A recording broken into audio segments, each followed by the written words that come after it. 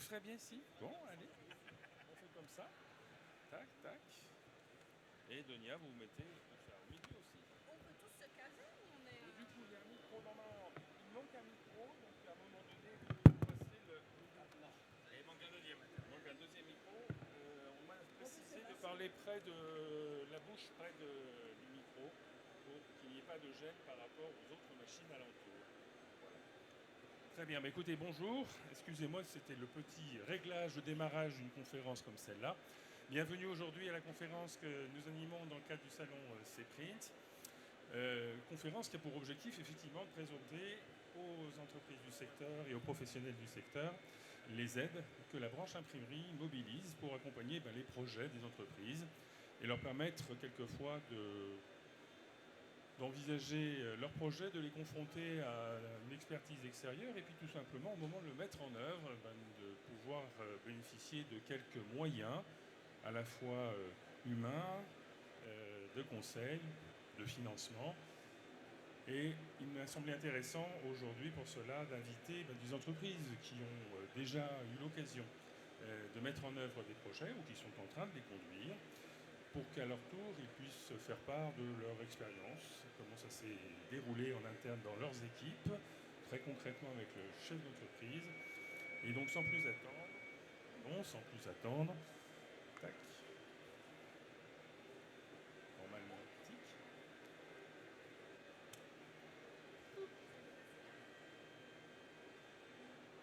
Je vous prie de m'excuser. Sans plus attendre, effectivement, je voulais bien sûr vous présenter nos invités, de telle façon que chacun, voilà.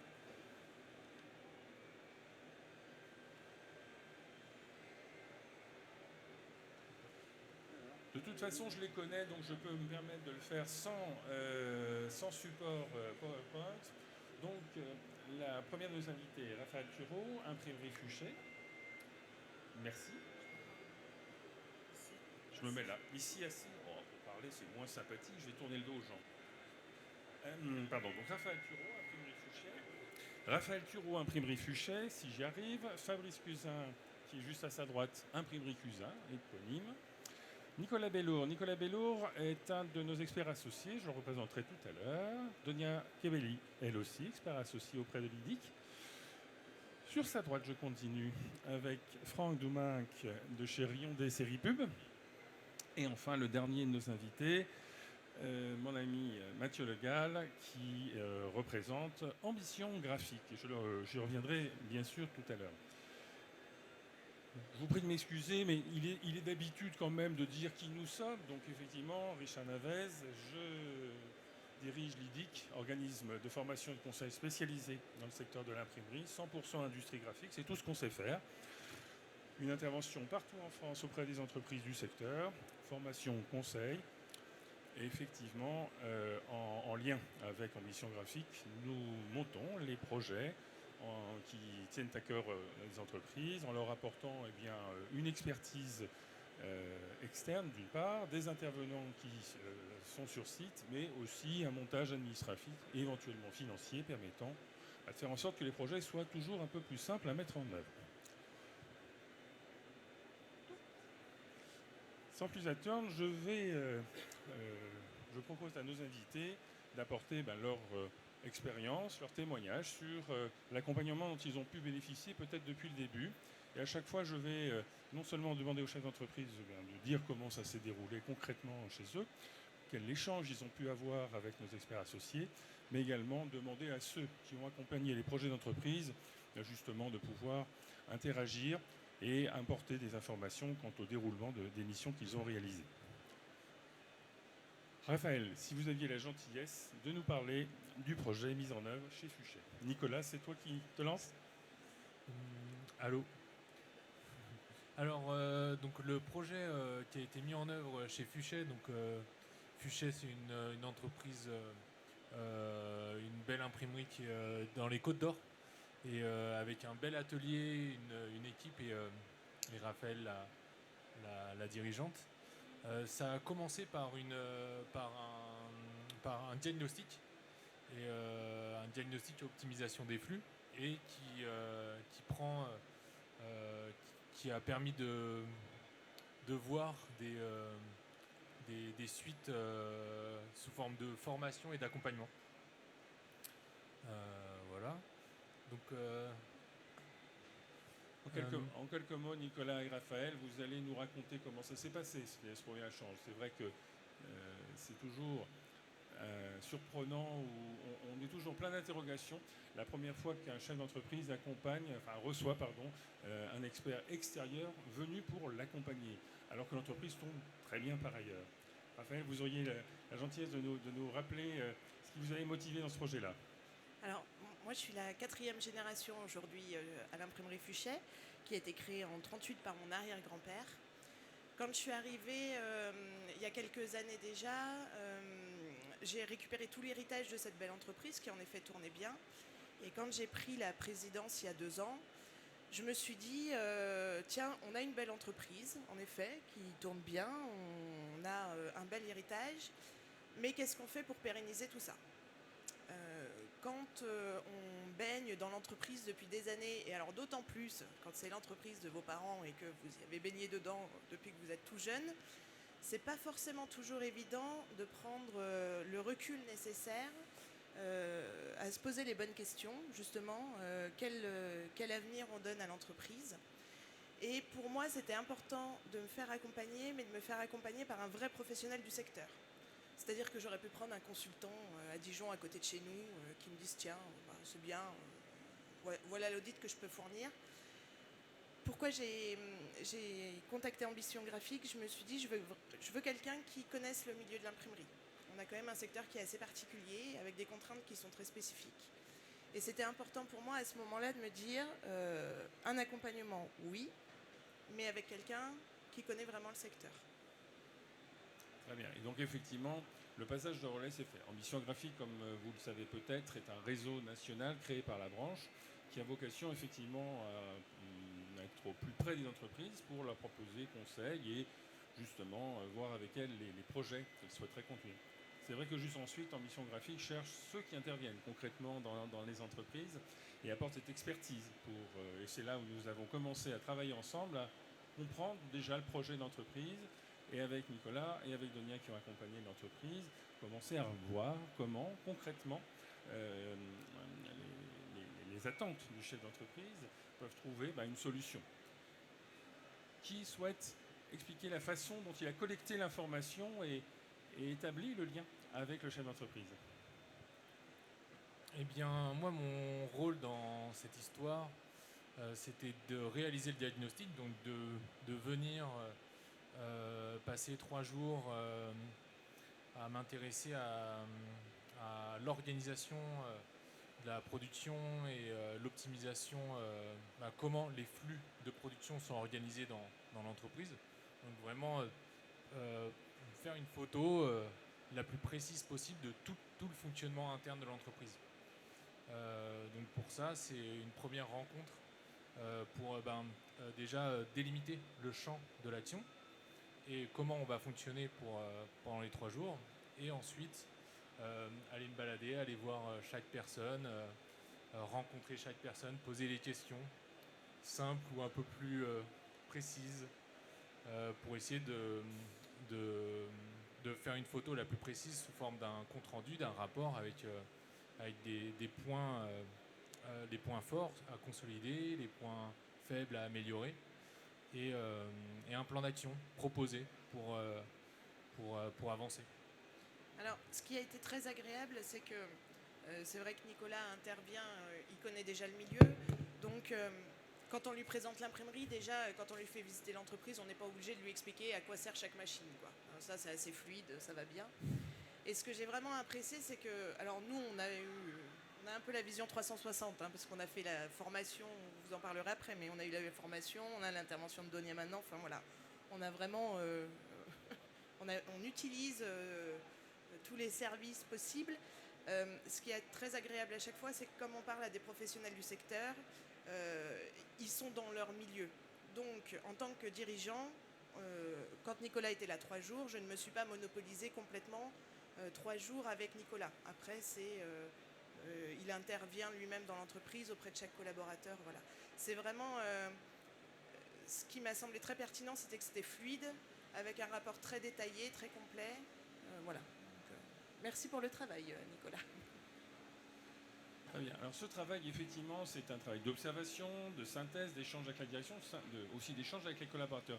C'est facile d'expliquer en interne à l'entreprise que la dirigeante est en train de solliciter une expertise extérieure pour peut-être revoir les fonctionnements, les organisations, ou tout simplement faire intervenir quelqu'un au cœur même d'une entreprise familiale où chacun se connaît et peut trouver interrogation à la pertinence d'un intervenant extérieur. C'est facile, ça?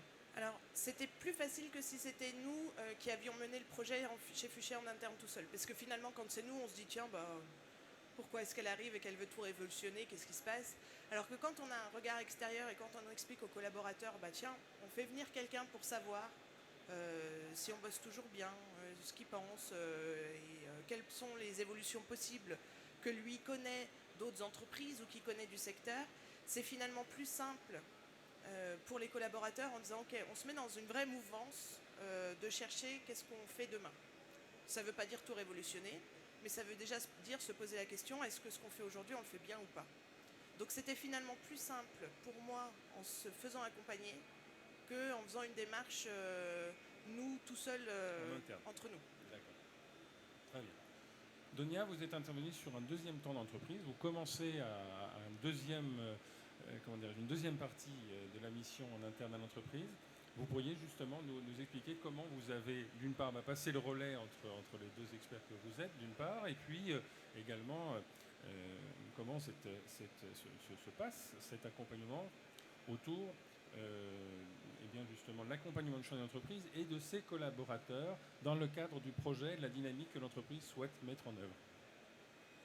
Un des axes qui avait été justement ressorti de cet audit, c'était la question de la stratégie d'entreprise, parce que la stratégie d'entreprise, c'est le cœur, c'est de là que tout part. Et donc, à juste titre, Nicolas avait soulevé que ça aurait été sympa de travailler un peu plus sur cette stratégie qui, je précise, était formalisée. Mais l'idée, c'est aussi de venir vérifier que les moyens et les ressources qui sont là servent bien la stratégie. Donc, on a commencé ce travail-là, déjà d'aller vérifier comment se traduit cette stratégie et au-delà de ça, comment ensuite elle va se communiquer auprès des équipes. Parce que vous connaissez les dirigeants d'entreprise, qu'ils soient imprimeurs ou pas. Parfois, ils ont tout dans leur tête, mais ça ne se diffuse pas à l'ensemble de la société. Donc, on a commencé ce travail-là.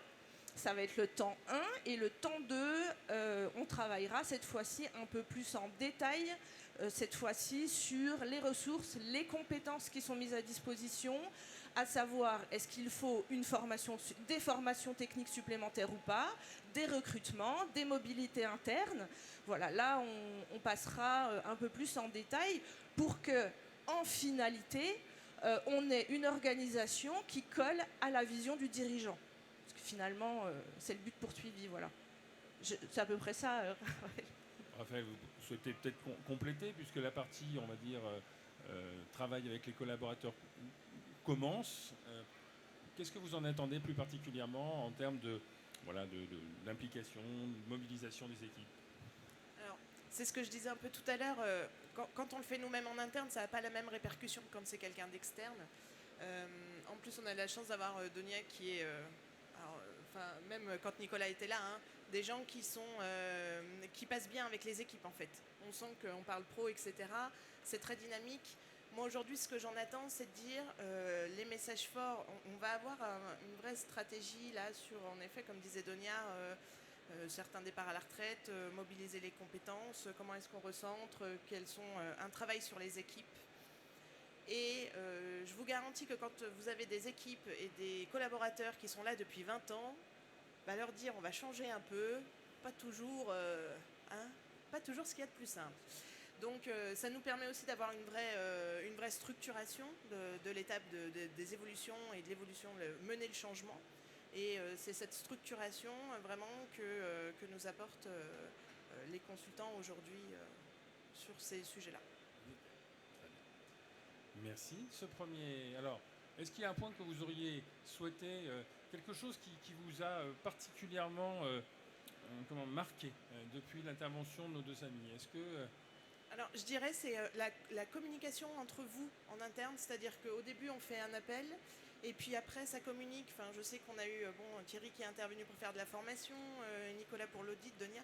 Ça communique chez vous en interne et donc du coup nous on se laisse un peu porter en fait. C'est un peu en tant que dirigeant on est chouchouté quoi. Voilà, on se lance dans le truc et puis une fois qu'on est lancé, voilà, ça avance tout seul. Autre point que je souhaitais souligner, puisque tout à l'heure avec Franck on parlera justement de la partie formation, insertion de nouveaux entrants dans l'entreprise, mais je sais que vous tenez à cœur de faire un point par rapport à une action de formation qui a été accompagnée, qui a permis à des collaborateurs en interne de pouvoir bénéficier justement d'un programme, là encore financé par la branche. Est-ce que vous pourriez nous en parler un petit peu de cette démarche CQP? Alors, on a fait pour 3 collaborateurs qu'on a désignés, ce qu'on appelle des pro-CQP. Donc, on a Thierry, le formateur, qui est venu en interne chez nous et qui a formé sur nos machines nos collaborateurs sur nos boulots au quotidien. Donc, 3 collaborateurs sur 3 machines différentes, notamment un conducteur offset, par exemple, qu'on avait fait évoluer en interne, qui était conducteur de machines de façonnage, qu'on a fait évoluer sur une presse offset. Et donc, on a Thierry qui est venu pour accompagner ce collaborateur dans sa montée en compétences. Donc, ce qui est très pertinent, c'est que comme ça se fait en interne chez nous sur nos machines, les collaborateurs sont vraiment au plus près de la réalité du travail qu'ils exécutent. Voilà. Et en tant que dirigeant de chef d'entreprise, on a aussi moins la contrainte de cette période formation, puisque c'est plus souple. Si on a des rushs et que le collaborateur doit bosser sur un travail en particulier, Thierry dit pas de souci, hop, on fait le travail, et puis il se forme sur les dossiers qu'on a à faire en réalité en cours de production. Très bien. Avec un objectif de certification pour les collaborateurs qui ont suivi ces programmes de formation. Je le redis, les certificats de qualification professionnelle de la branche imprimerie ont été créés par les partenaires sociaux sur les emplois repères des entreprises. Donc on est sur des CQP de massicotiers, de conducteurs, d'agents de fabrication, etc., etc. Et là encore, c'est la volonté de la branche que d'accompagner et de financer accessoirement ce type de formation qualifiante pour les opérateurs. Justement, le fait que les 3 collaborateurs qui ont été formés chez vous aient eu leur CQP, ça génère quoi en interne ensuite? Alors, c'est mieux qu'une formation interne parce qu'on est souvent tourné, on se dit tiens, ils vont se former entre eux. Ça c'est la solution de simplicité qui va vite. L'intérêt quand on a un vrai pro CQP à la fin, c'est qu'il passe quand même un mémoire, il passe un examen avec des examinateurs qui viennent de l'extérieur. Donc ça donne une valeur plus forte et ça permet aux collaborateurs, notamment, c'est ce que je disais, on a des collaborateurs qui ont une ancienneté assez importante, d'avoir une vraie valorisation de leur travail et cette vraie impression de monter en compétences, qui est beaucoup plus forte et marquée que si on faisait une formation en interne. Merci beaucoup. On aura l'occasion en tant que de besoin d'échanger et de revenir sur ce sujet. Je vais proposer à Fabrice Cusin d'intervenir à son tour sur, là encore, un projet d'entreprise qui est accompagné, et là encore, par nos experts métiers. Une toute autre activité, une toute autre implantation, plusieurs sites de production, Fabrice va nous en parler, mais déjà le premier point de ressemblance entre vos deux entreprises, je crois aussi que c'est une affaire de famille et de 4e génération également, si je me rappelle bien. Oui, tout à fait. Je vais faire l'écho à ma consoeur sur ma gauche. Nous existons depuis 1933. Je suis aussi la 4e génération. 4e génération et demie plutôt, parce que je suis associé depuis 26 ans avec mon frère aîné qui est en partance, en train de partir à la retraite, en retraite progressive actuellement, et qui va s'effacer petit à petit de la société d'ici cet été. Et c'est marrant parce que tout ce qui a été dit, je me reconnais. Nous, on en est aujourd'hui qu'à la première pierre. On a rencontré Donia et Nicolas. On a fait connaissance d'eux grâce à Mathieu Legal, qui nous a expliqué un petit peu la stratégie à mettre en place RH, notamment avec ses intervenants. Et Aujourd'hui, nous, voilà, le titre est bien évocateur, c'est assurer le passage de relais. C'est-à-dire, on a deux personnages centraux dans l'entreprise, à savoir mon frère et ma belle-sœur, qui, le PDG, mon frère, qui s'efface petit à petit. Moi, je suis quand même depuis 26 ans dans la société, donc pas novice. On avait des rôles vraiment complémentaires. Et aujourd'hui, l'idée, c'est de faire un vrai qui fait quoi sur les process, sur les flux, sur le management. Parce que j'ai entendu Donia ou Nicolas tout à l'heure parler, on a des choses dans la tête, mais on ne le formalise pas.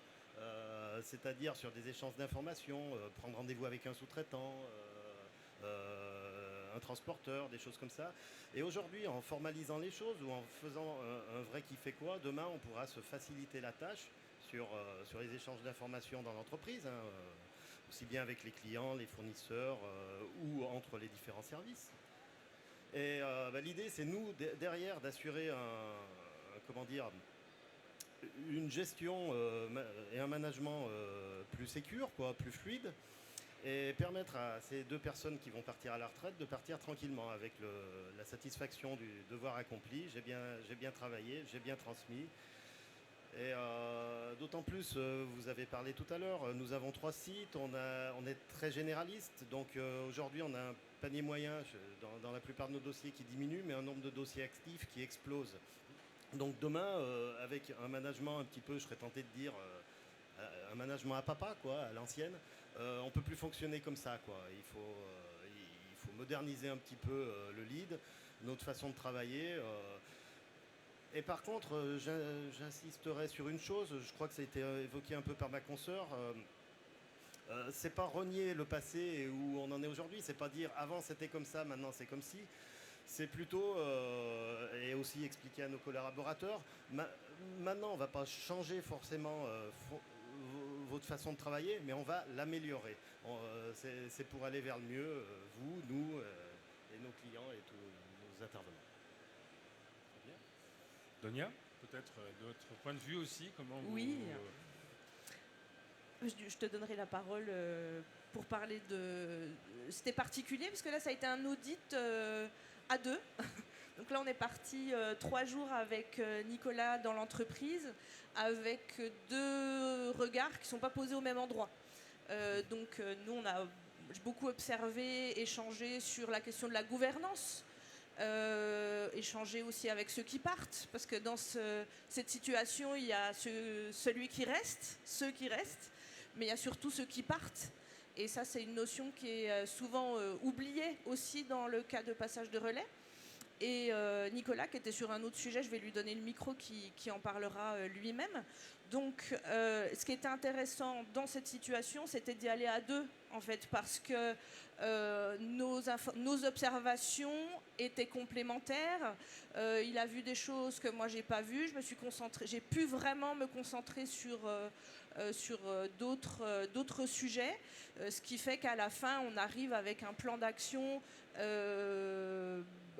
très abouti, très réfléchi dans le temps. Voilà, là, si tout se passe bien, on est parti sur au moins 1 an d'accompagnement entre le début de l'audit jusqu'à la fin, parce que c'est une vraie transformation qui va s'opérer, même si, comme vous disiez Fabrice, l'idée, c'est pas de repartir de zéro, c'est de construire selon ce que lui, il a en tête, avec ce qui existe déjà et surtout avec ce qui marche déjà. Parce qu'attention, prendre un consultant, c'est pas reconstruire quelque chose de différent, raser la maison qu'il y a sur le terrain, surtout pas.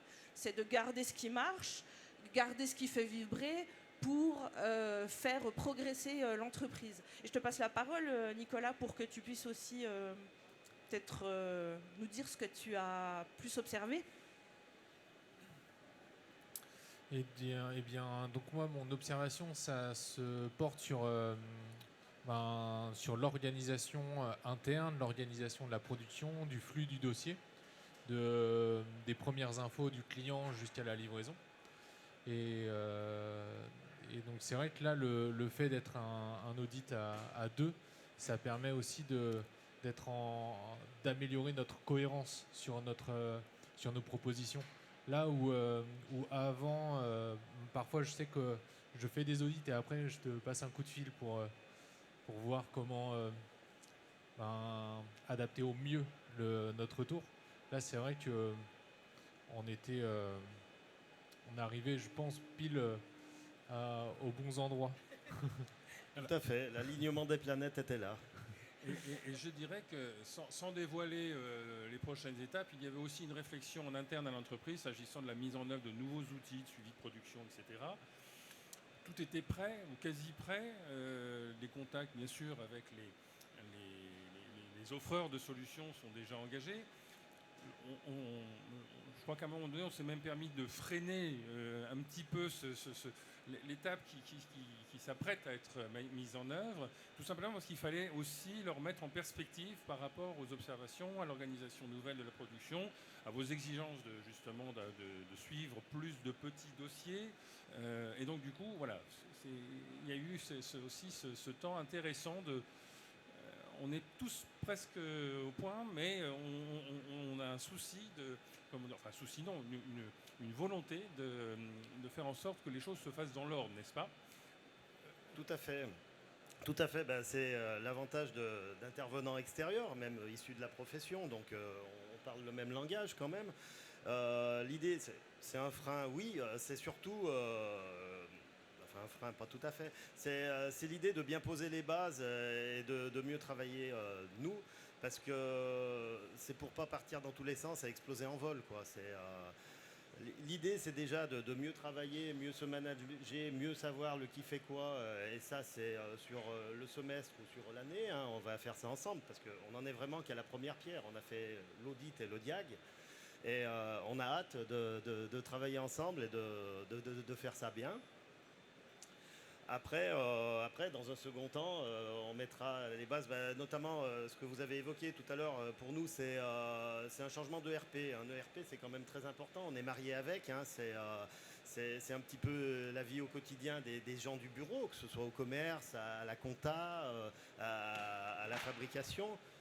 Donc du coup, avant de renverser la table, parce que moi c'est vrai que j'aime bien aussi déborder d'énergie, avoir des projets, savoir où on va, j'ai envie d'aller vite dans beaucoup de choses.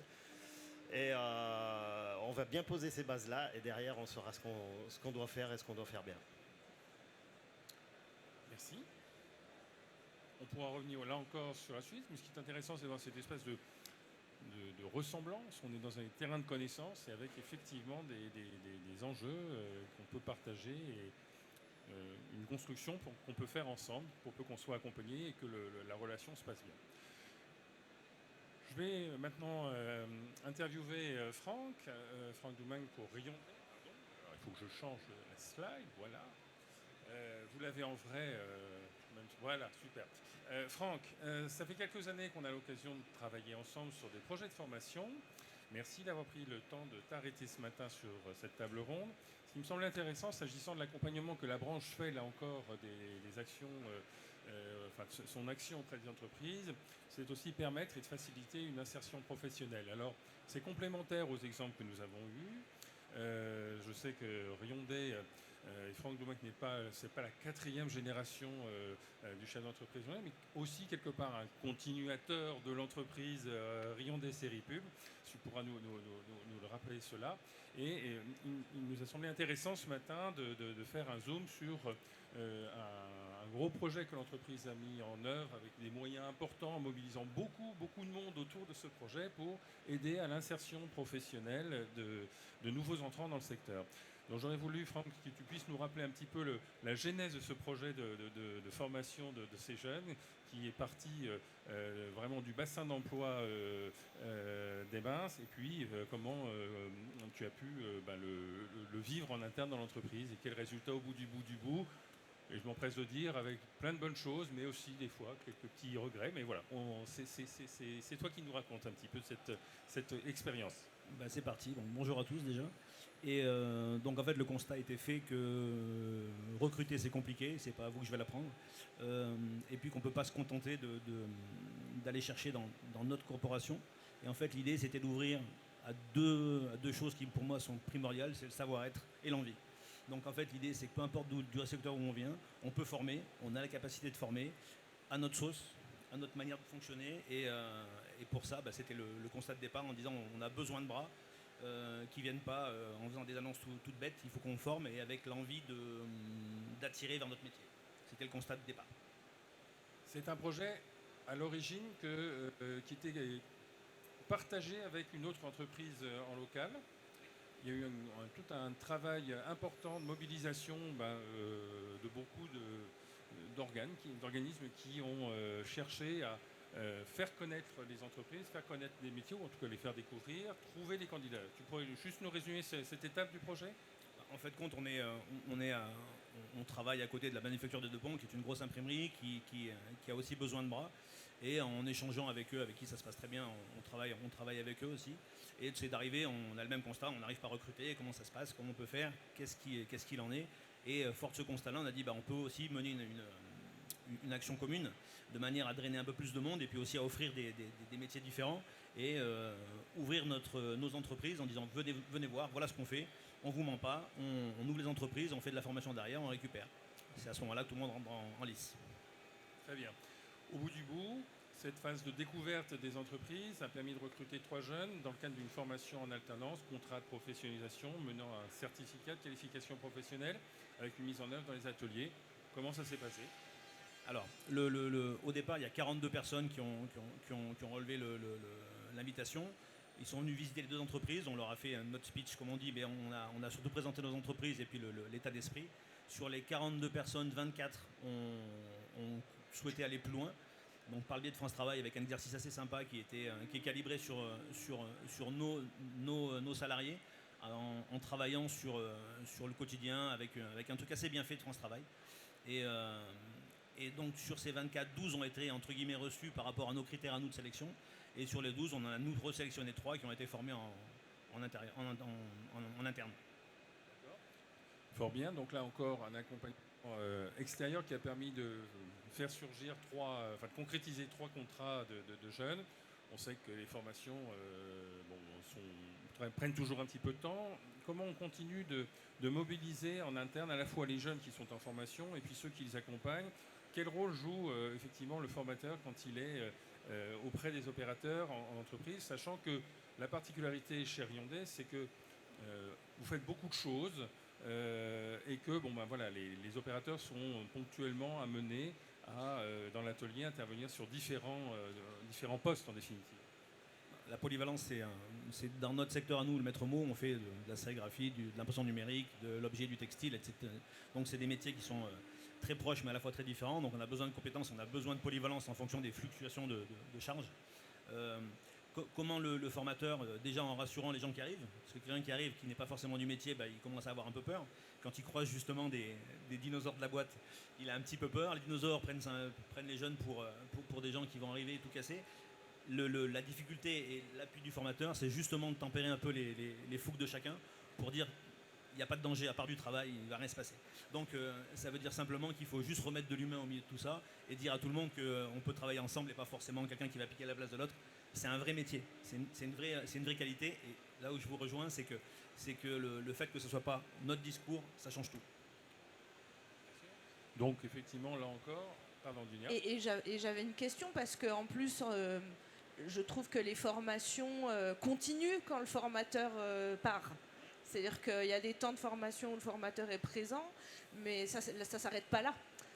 Donc trouver les rôles de ceux qui savent, ceux qui ont l'expérience une fois que le formateur est parti, est-ce que ça a pris vie chez vous? Comment ça s'est passé?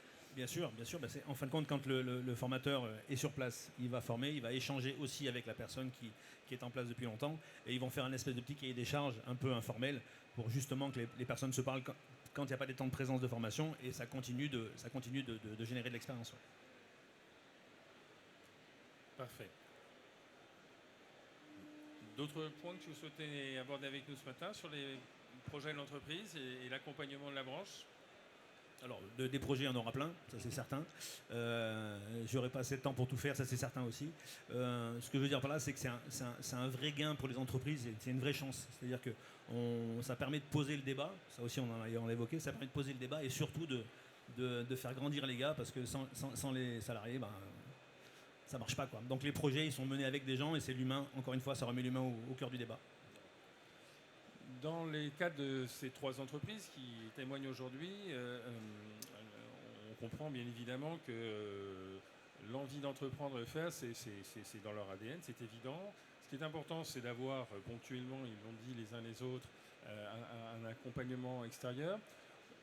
On arrive justement à un point de cette table ronde où il me semble important de souligner le rôle des acteurs de terrain qui sont auprès d'entreprises. Alors Mathieu Le Gall est conseiller développement chez Ambition Graphique, notre organisme paritaire d'accompagnement des entreprises du secteur de l'imprimerie et des industries graphiques.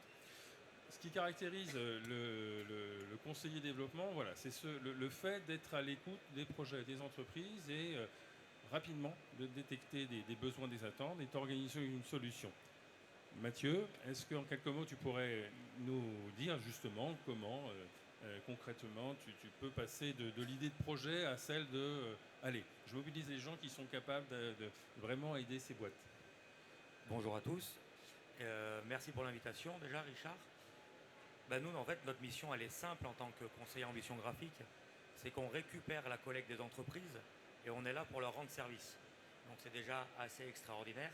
On est là que pour apporter des solutions. Mais c'est vrai qu'avec les 3 entreprises qu'il y a autour de la table, le travail, il est simple.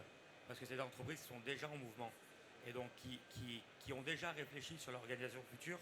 Donc nous, on est là que pour coordonner. C'est plus difficile, comme vous l'avez très bien dit, résumé. Vous êtes au quotidien, la tête dans le guidon, lancé dans les projets. Donc à un moment, notre action va être de poser un peu les choses par rapport à l'expérience qu'on a des rencontres de terrain que nous faisons, que ce soit dans l'imprimerie, dans la sérigraphie, mais aussi dans le routage, dans le packaging, dans le numérique. Et c'est de dire, voilà, il y a des choses qui se passent sur le terrain, il y a des acteurs qui peuvent vous accompagner pour telle ou telle problématique. Ça peut être dans l'organisation ressources humaines, ça peut être dans les technologies métiers, ça peut être dans l'innovation. Mais l'idée, c'est d'arriver à un moment à poser les choses et être le couteau suisse pour pouvoir arriver à coordonner humainement, financièrement, c'est quand même le nerf de la guerre pour beaucoup de PME et TPE, et après accompagner ce développement. Donc nous, notre mission, elle est toute simple, hein, c'est d'aller voir les entreprises, identifier un besoin et mettre les ressources humaines et financières en face adéquates. Et c'est vrai, donc là, il y a 2 entreprises de ma région que j'accompagne, et en fait, on est arrivé au bon moment. Elles étaient en réflexion, et moi, j'ai juste été là pour leur dire, j'ai peut-être la bonne personne au bon moment à mettre à la bonne place. Et c'est là où je suis rentré en contact avec toi, Richard, pour après, je savais que tu avais les ressources pour pouvoir accompagner par l'intermédiaire de Nicolas et Donia dans un premier temps. Et c'est le début, après, d'un accompagnement beaucoup plus global, 360. Très bien. Donc aujourd'hui, c'est vrai que c'est intéressant de voir que, vous l'avez compris, les entreprises, bien sûr, ont toujours envie d'entreprendre, tant mieux, elles sont dans leur rôle. La branche est là pour trouver et organiser des solutions qui permettent d'aller un petit peu plus loin dans la mise en œuvre de ces projets d'entreprise et conduire aussi quelquefois des restructurations, des recrutements, etc. Et c'est vrai que cette collaboration est intéressante parce que nous sommes dans le secteur des industries graphiques, on baigne dedans avec les enjeux, les attentes, les espérances des uns des autres. Et c'est vrai que la connaissance que nous avons des situations des entreprises, la capacité à organiser une solution, à trouver, à mobiliser les moyens qui vont bien, voilà, sont des solutions intéressantes, concrètes, que l'on peut proposer aux entreprises. Aujourd'hui, sur la région Auvergne-Rhône-Alpes, puisqu'on est quand même ici, ça représente combien d'entreprises qui potentiellement sollicitent Ambition Graphique pour accompagner des projets des projets de financement, des projets d'entreprise avec les financements qui vont bien? Pas assez. Pas assez. Nous collectons pour l'ensemble des industries graphiques. Et effectivement, on se confronte à la difficulté que les entreprises prennent ça comme une taxe de plus supplémentaire et non pas comme une mutualisation pour demain avancer, s'organiser, se développer. Historiquement, mais dans toute branche industrielle, pas que dans les industries graphiques, c'est vrai dans le textile, dans la métallurgie, par exemple, la formation professionnelle était liée à l'outil de production. Un fournisseur, une formation, un financement. Ça fait 15 ans 20 ans que je travaille dans le milieu, 15 ans pour la branche des industries graphiques. Il faut aujourd'hui arriver à lever la tête et réfléchir plus global. Comment on va développer l'entreprise, comment on va développer les compétences, et non pas comment je vais faire pour financer les 1000 euros de formation machine, de plieuse ou d'offset. C'est comment je vais arriver à faire en sorte d'optimiser l'engagement de mes collaborateurs et de leur développer les compétences, que vous l'avez, Franck l'a dit, le plus dur aujourd'hui dans l'entreprise, c'est de recruter. Mais une fois qu'on a recruté, c'est de fidéliser. Et la fidélisation passe aussi par le développement des compétences. Et aujourd'hui, sur Auvergne-Rhône-Alpes, depuis une quinzaine d'années, on se rend compte qu'on a quand même souvent les mêmes entreprises qui reviennent vers nous. Pourquoi ? Parce qu'elles ont compris quel était l'intérêt de faire appel à Ambition Graphique et aux différentes ressources du secteur. Mais c'est vrai qu'on aimerait pouvoir en accompagner beaucoup plus. Mais l'acculturation et le changement de paradigme des chefs d'entreprise, qui sont pour la plupart de super chefs d'atelier, et ils ont du mal encore pour certains, et notamment l'ancienne génération, d'arriver à voir que le monde avance et que l'entreprise doit se réinventer. Ok. Voilà, donc effectivement, l'idée, effectivement, vous l'avez compris, c'était à la fois de vous partager ces expériences de chef d'entreprise, des projets qu'ils mettent en œuvre, et puis voir comment nous pouvions, au niveau de la branche, accompagner cela. Alors, juste pour résumer, les interventions sont assez simples. C'est vrai qu'à partir de l'expression du besoin, l'accompagnement que nous assurons permet d'écrire le projet, de le formaliser et de déposer celui-ci jusqu'à la commission ad hoc d'ambition graphique, afin donc de pouvoir examiner par des professionnels du secteur le bien fondé de la démarche qui a été construite, des solutions qui sont proposées, et mobiliser les financements que la branche met à disposition des entreprises du secteur, bien sûr en le collectant auprès des contributions conventionnelles des entreprises, mais pour mieux les utiliser dans les projets d'entreprise. Cette table ronde permet effectivement de présenter des exemples de projets en cours, des projets réussis, de projets réalisés. Bien sûr, ce qui était le plus intéressant, c'était d'entendre ces entreprises qui ont pu en bénéficier, puisque effectivement, c'est du concret, c'est du réel. N'hésitez pas, effectivement, on a peut-être un temps d'échange et de questions-réponses avec les uns avec les autres, pour interviewer vous-même et interpeller vous-même, les personnes qui sont sur l'estrade. Donc, il y a un micro, je peux vous le passer. Y a-t-il des questions ? N'hésitez pas. Aucune question ? C'est si clair que ça. Parfait. Je tourne de l'autre côté. Y a-t-il des questions, des remarques ? Non, mais vous êtes très bien tous. Fort bien.